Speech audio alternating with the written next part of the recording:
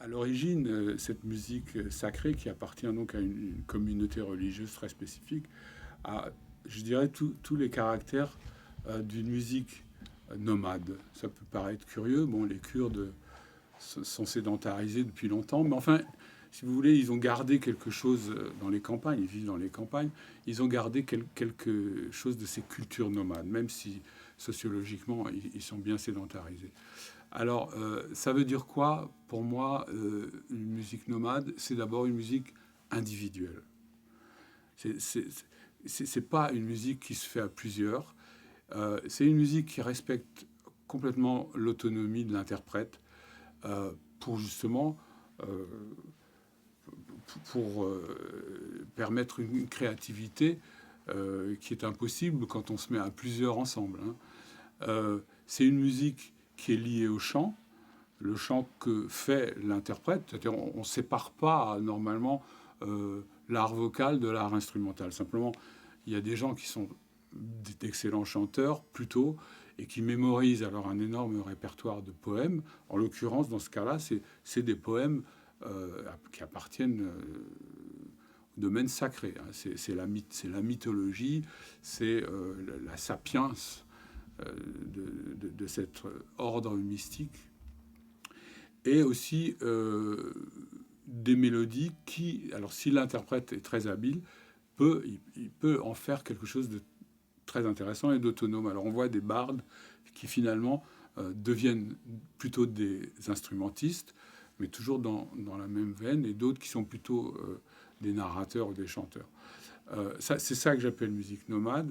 Et dans le cas là, de Stade Elahi, bah, on a les deux, parce qu'il chantait superbement bien. Il avait une connaissance très profonde des textes sacrés qui chantait en s'accompagnant lui-même. Et en fait, on le connaît plus à travers les CD qui ont été faits ici.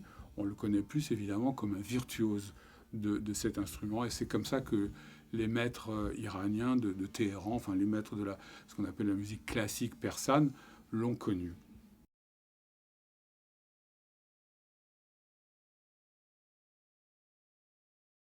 Si, parce que là, forcément, la religion, les pratiques dévotionnelles ont aussi un aspect social.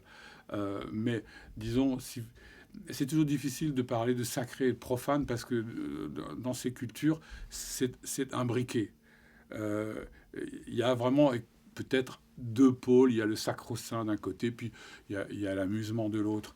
Mais le plus souvent, c'est quelque chose qui fonctionne ensemble. C'est-à-dire que, par exemple, même une cérémonie de dévotion peut prendre un aspect de fête. Et d'ailleurs, même dans les textes qui sont chantés sur le moment, parfois le mot même de fête euh, est, est cité euh, pour montrer que il s'agit d'un moment exceptionnel. Et quand on a des fêtes soi-disant profanes, qui sont des moments exceptionnels aussi, forcément, il y a toujours une référence dévotionnelle, ou bien une dimension d'offrande aussi. Donc, ça fonctionne ensemble. Mais, si vous voulez, globalement, pour répondre globalement, je préfère dire que le tambour est un instrument euh, sacré. Voilà.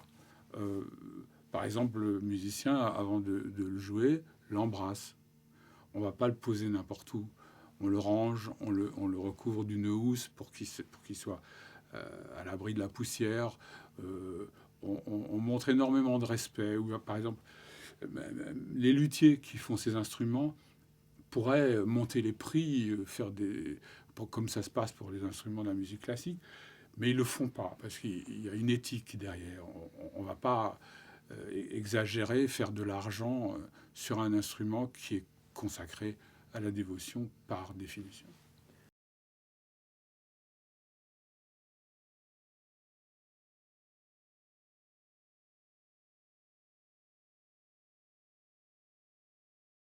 Je crois que c'est évidemment très intéressant de savoir ce qu'il y a derrière, ou autour, ou au-dessus, ou en dessous. Mais je pense que le propre d'une musique, c'est digne de ce nom, c'est qu'elle se laisse appréhender telle qu'elle est, et finalement, elle envoie aussi, elle indique des directions sans forcément qu'on les explore, vous voyez. Je veux dire, c'est vrai que c'est intéressant de connaître le contexte, mais pour toute musique, hein, la vie personnelle de l'auteur, son intention, tout ça. Mais au bout du compte, c'est la musique qui doit vous dire tout ça. Et si elle vous le dit pas, elle vous dit autre chose qui peut être très intéressant aussi, qui est une appréciation esthétique. Je trouve qu'elle se tient aussi par soi-même. Mais c'est vrai que le public aime bien, quand on fait des concerts, les gens ils aiment bien qu'on contextualise, quoi. Ils ont l'impression qu'ils comprendront mieux. Mais les gens, les vrais musiciens n'ont pas besoin de ça.